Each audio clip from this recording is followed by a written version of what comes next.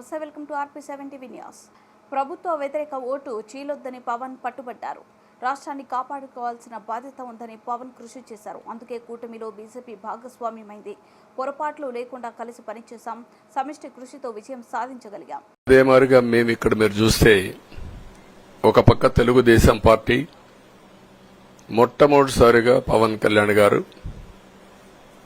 ప్రభుత్వ వ్యతిరేక ఓటు చేరడానికి వీలు లేదు, ఈ రాష్ట్రంలో మళ్ళా ప్రజాస్వామ్యాన్ని గాని ఈ రాష్ట్రాన్ని కాపాడుకోవాల్సిన బాధ్యత ఉందని చెప్పి ముందుకొచ్చి ఈ యొక్క కూటమికి బీజం వేశారు. వారిని మనస్ఫూర్తిగా అభినందిస్తున్నాం. ఆ తర్వాత బీజేపీ కూడా ఈ కూటమిలో భాగస్వాములై ముగ్గురం కూడా మీరు ఒక్కసారి ఆలోచిస్తే ఒకరు ఎక్కువ ఒకరు తక్కువ కాకుండా ముగ్గురం కలిసి పనిచేశాం.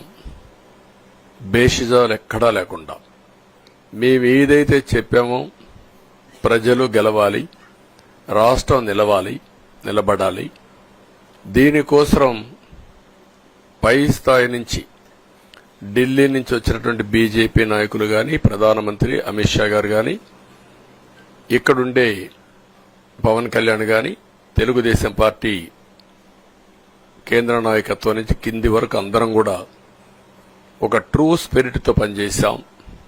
175 అసెంబ్లీలు, 25 అసెంబ్లీలు అన్ని పార్టీలకు సంబంధించిన సీట్లుగా ఎన్డీఏలో భాగస్వాములుగా ఒక బాధ్యతతో ముందుకు పోయాం. అందుకే ఈ అనూహ్యమైనటువంటి విజయాన్ని సాధించగలిగాం. ఇక్కడి నుంచి బాధ్యత ఉంటుంది. ఆ బాధ్యతని ఏ విధంగా చేయాలనో అవన్నిటి కూడా ప్రణాళికలు తయారు చేసుకుంటాం.